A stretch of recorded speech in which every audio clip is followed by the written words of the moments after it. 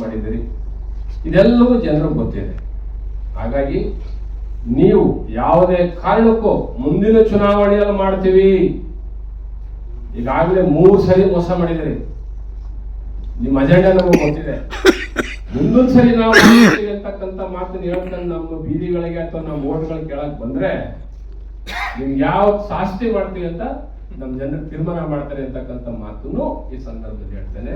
ನಿಮ್ಗೇನಾದ್ರೂ ನೈತಿಕತೆ ಇದ್ರೆ, ನಿಮ್ಗೇನಾದ್ರೂ ನೈತಿಕತೆ ಇದ್ದು ಅಂಬೇಡ್ಕರ್ ಅವರ ಸಂವಿಧಾನದ ಬಗ್ಗೆ, ಪ್ರಜಾಪ್ರಭುತ್ವ ಬಗ್ಗೆ ಬಹಳ ದೊಡ್ಡ ಭಾಷಣ ಬಿಗಿತಕ್ಕಂಥವ್ರು ನಿಮ್ಗೆ ಏನಾದ್ರೂ ಘನತೆ ಗೌರವ ಇದ್ರೆ ಡಿ ಕೆ ಶಿವಕುಮಾರ್ ಅವ್ರಿಗೆ ಈಗಾಗಲೇ ಕೊಟ್ಟಿದ್ದೀರಿ, ನಮಗೆ ಸಂತೋಷ.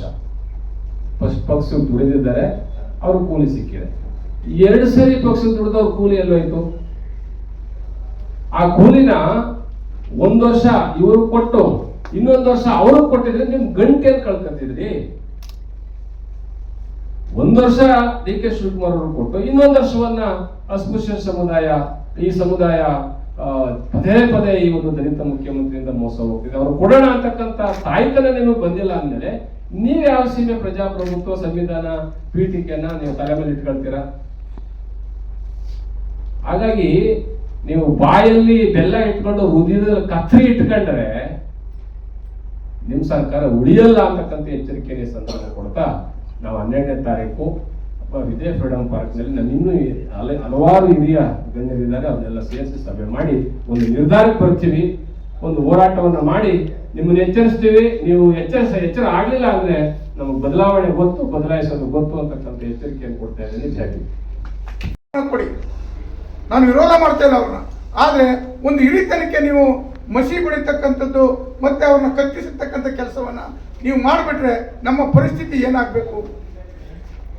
ನಾವಿವತ್ತು ಹಳೆ ಮೈಸೂರು ಭಾಗದಲ್ಲಿ ಇವತ್ತು ದಿಕ್ಕೆಟ್ಟ ಸಮಾಜವಾಗಿದ್ದೀವಿ. ಇವತ್ತು ಶ್ರೀನಿವಾಸ ಪ್ರಸಾದ್ ಹೋದ್ಮೇಲೆ ಈ ರಾಜ್ಯದಲ್ಲಿ ಒಂದು ಗಟ್ಟಿ ಧ್ವನಿಯನ್ನು ಕಳ್ಕೊಂಡಿದ್ದೀವಿ. ಬಸಲಿಂಗಪ್ಪನ ಕಳ್ಕೊಂಡಿದ್ದೀವಿ, ವೀರಾಚಾರ್ಯ ಕಳ್ಕೊಂಡಿದ್ದೀವಿ, ಎನ್ರಾಚಾರ್ಯ ಕಳ್ಕೊಂಡಿದ್ದೀವಿ. ಮಲ್ಲಿಕಾರ್ಜುನ ಸಾಹೇಬರು ಬದುಕಿದ್ದಾರೆ. ನೀವು ಈ ಸಮಾಜಕ್ಕೆ ಶಕ್ತಿ ತುಂಬುತ್ತಾ ಒಂದು ನೈತಿಕತೆಯನ್ನು ಬೆಳೆಸ್ಕೊಳ್ಳಿ. ನೀವು ಈ ಸಮಾಜಕ್ಕೆ ನಾವಿಲ್ಲಿ ಎಷ್ಟೇ ಕೂತ್ಕೊಂಡು ಮಾತಾಡ್ಬೋದು, ನಾವು ಎಷ್ಟೇ ಜನ ಸೇರ್ಬೋದು, ಅದಲ್ಲ. ನೀವು ನಮ್ಮೆಲ್ಲರಿಂದಲೂ ಕೂಡ ನೀವು ಆ ಸ್ಥಾನದಲ್ಲಿ ಕೂತಿರೋದು. ನಿಮ್ಮ ಸ್ವಂತಕ್ಕೆ ಯಾರು ಕೂರಿಸಿಲ್ಲ, ನಿಮ್ಮ ದಲಿತ ಅಂತ ನಿಮ್ಗೆ ಕೂರಿಸಿರೋದು. ಒಂದ್ಸರಿ ಹೇಳಿರಿ, ನೀವು ದಲಿತ ಮುಖ್ಯಮಂತ್ರಿ ಅಂತ ಕೊಡಬೇಡಿ ಅಂತ. ಇನ್ನೇನಂತ ಕೊಡ್ತಾರೆ? ಈಗ ನಿಮ್ಮ ಮಗನಿಗೆ ಕೊಟ್ಟರು ಏನಂತ ಹೊಡಿತಾರೆ ಟಿವಿಲಿ? ದಲಿತ ಅಂತಲೇ ಹೊಡಿತಕ್ಕಂಥದ್ದು. ಹೇಳಿದ್ರೆ ನಮ್ಮ ದೇವಾನಂದು ಇಲ್ಲ, ನಾವೆಲ್ಲರೂ ಕೂಡ ಭಾರತೀಯ ಅಂತ ಹೇಳ್ಬಿಡಿ. ಒಂದೇ ಸರ್ಟಿಫಿಕೇಟ್, ಒಂದೇ ಭಾಷೆ, ಒಂದೇ ಜಾತಿ, ಭಾರತೀಯ ಅಂತ ಹೇಳ್ಬಿಡಿ. ಇದಾಗಬೇಕಾಗಿರ್ತಕ್ಕಂಥದ್ದು. ನಾವು ಈ ಸಮಾಜಕ್ಕೆ ನ್ಯಾಯ ಕೊಡೋ ತನಕನೂ ನಾವು ಯಾರು ಕೂಡ ಸಾಮಾನ್ಯ ಜನರಲ್ಲ, ನಾವು ಯಾರು ಕೂಡ ನಿದ್ರೆ ಮಾಡ್ತಕ್ಕಂಥವ್ರಲ್ಲ. ಈ ಸಾಮಾಜಿಕ ನ್ಯಾಯವನ್ನು ಕೊಡಿಸ್ಬೇಕು ಅಂತಕ್ಕದ್ದು ನಾವು ಕಾಂಗ್ರೆಸ್ಸನ್ನು ನಂಬಿದ್ದೀವಿ. ನಾವು ಯಾವುದೇ ಜಾತಿ ಧರ್ಮ ಇರ್ತಕ್ಕಂಥ ಪಕ್ಷಗಳನ್ನ ನಂಬೋದಿಲ್ಲ. ಒಂದು ಜಾತ್ಯತೀತವಂತ ನಿಲುವಲ್ಲಿದೆ ಅಂತ ನಾವು ಇಲ್ಲಿ ತನಕ ಗೌರವಿಸ್ಕೊಂಡು ಬಂದರೂ ಕೂಡ ಈ ರಾಜ್ಯದಲ್ಲಿ ಬಹಳ ನಮಗೆ ನೋವು ಸಂಕಟ ಆಗ್ತದೆ. ಹಾಗಾಗಿ ನಮಗೆ ನಮ್ಮ ಹಿರಿಯ ಮುತ್ಸದ್ದಿಗಳಿಗೆ ಸ್ಥಾನಮಾನ ಕೊಡಬೇಕು. ಮತ್ತೆ ನಾನು ಒಪ್ಪನಾಗಿ ಹೇಳ್ತೀನಿ, ಹಳೆ ಮೈಸೂರು ಬಗ್ಗೆ ಹಿರಿತನಕ್ಕೆ ಅವ್ರು ಏನಾದ್ರು ಸರಿಯಾಗಿ ಕೆಲಸ ಮಾಡಿದರೆ ನಾನೇ ಮಾದೇವಪ್ಪನ ಧಿಕ್ಕಾರ ಅಂತ ಹೇಳ್ತೀನಿ. ಅವರು 6 ಬಾರಿ ಶಾಸಕರಾಗಿ 2 ಬಾರಿ ಸೋತಿದ್ರು ಕೂಡ 40 ವರ್ಷ ಸಿದ್ದರಾಮಯ್ಯವ್ರ ಜೊತೆಲಿ ಜನತಾ ಪಕ್ಷ ಇರ್ಬೋದು, ಜನತಾದಳ ಇರ್ಬೋದು, ಅವ್ರ ಪಕ್ಷ ಬಿಟ್ಟ ಮೇಲೂ ಕೂಡ ಕಾಂಗ್ರೆಸ್ಗೆ ಬಹಳಷ್ಟು ಕೆಲಸವನ್ನು ಮಾಡಿದರೆ. ಹಾಗಾಗಿ ನಾನು ಅವ್ರ ಪರವಾಗಿ ವಕಾಲತ್ತು ಆಗ್ತಿದ್ದೀನಿ. ಈ ಭಾಗಕ್ಕೂ ಕೊಡಬೇಕು, ಆ ಭಾಗಕ್ಕೂ ಕೂಡ ಕೊಡಬೇಕು, ಹಿರಿತನಕ್ಕೆ ನೀವು ಬೆಲೆ ಕೊಡಬೇಕು ಅಂತಕ್ಕಂಥದ್ದೇ ನಮ್ಮ ಒತ್ತಾಯ. ಇಲ್ಲ ಅಂತ ಹೇಳಿದ್ರೆ ನಾವು ಕೇವಲ ಈಗಾಗಲೇ 13ನೇ ತಾರೀಕು ಕೂಡ ನಾವು ಫಿಕ್ಸ್ ಮಾಡ್ಕೊತಿದ್ದೀವಿ.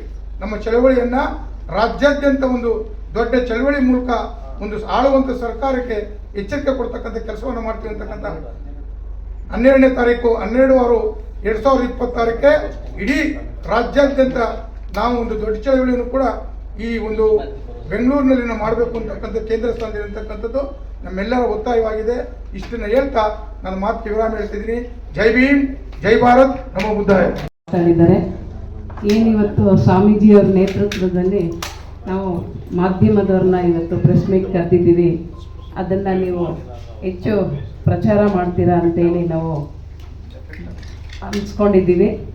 ಆದರೆ ಏನಿವತ್ತು ಸ್ವಾಮೀಜಿಯವರು ಏನು ತೀರ್ಮಾನ ತಗೊಂಡಿದ್ದಾರೆ ಅದಕ್ಕೆ ನಾವು ಕರ್ನಾಟಕ ದಲಿತ ಸಂಘಟನೆ ಒಕ್ಕೂಟದಿಂದ ನಾವೆಲ್ಲರೂ ಆ ಒಂದು ತೀರ್ಮಾನನ ನಾವು ಮುಂದಿನ 12ನೇ ತಾರೀಕಿನ ದಿನ ನಾವೆಲ್ಲರೂ ಒಕ್ಕೂಟದವರು ತೋರಿಸ್ತೀವಿ. ಆದರೆ ಈ ಸರ್ಕಾರಕ್ಕೆ ನಾವು ಬಿಸಿ ಮುಟ್ಸೋ ಗಂಟ ನಾವು ಬಿಡೋದಿಲ್ಲ.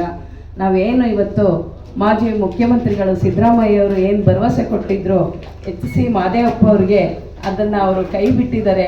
ಅವ್ರಿಗೂ ಸಹ ತಕ್ಕ ಪಾಠನ ನಾವು ಕಲಿಸ್ತೀವಿ.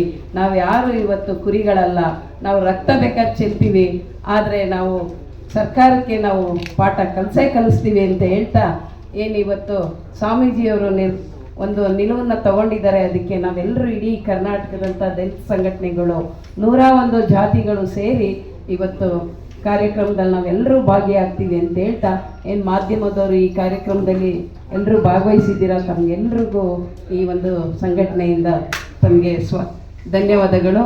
ಅದೇ ರೀತಿ ವಂದನೆಗಳು. ಹಾಗೂ ಅದೇ ರೀತಿ ಎಲ್ಲ ನಮ್ಮ ದಲಿತ ನಾಯಕರುಗಳು ಬಂದಿದ್ದಾರೆ ಎಲ್ಲ ಭಾಗದಿಂದ, ಅವ್ರಿಗೂ ಸಹ ಇಷ್ಟೊತ್ತು ಕೂತು ನಮ್ಮ ಪತ್ರಿಕಾಗೋಷ್ಠಿಯನ್ನು ಸಂಪೂರ್ಣ ಒಂದು ಏನು ಇವತ್ತು ಕಾರ್ಯಕ್ರಮದಲ್ಲಿ ವಿಚಾರ ಇದೆ ಅದನ್ನೆಲ್ಲ ತಾವೆಲ್ಲರೂ ಆಲಿಸಿದ್ದೀರಾ. ತಮಗೂ ಸಹ ಈ ಒಂದು ವೇದಿಕೆ ಮುಖಾಂತರ ತಮಗೂ ಧನ್ಯವಾದಗಳನ್ನ ಹೇಳ್ತಾ ಇಲ್ಲಿಗೆ ನಮ್ಮ ಕಾರ್ಯಕ್ರಮನ ಮುಗಿಸ್ತೀವಿ. ಮುಂದಿನ ಕಾರ್ಯಕ್ರಮನ ಊಟ ಆದ ನಂತರ ನಾವು ಮುಂದುವರಿಸ್ತೀವಿ.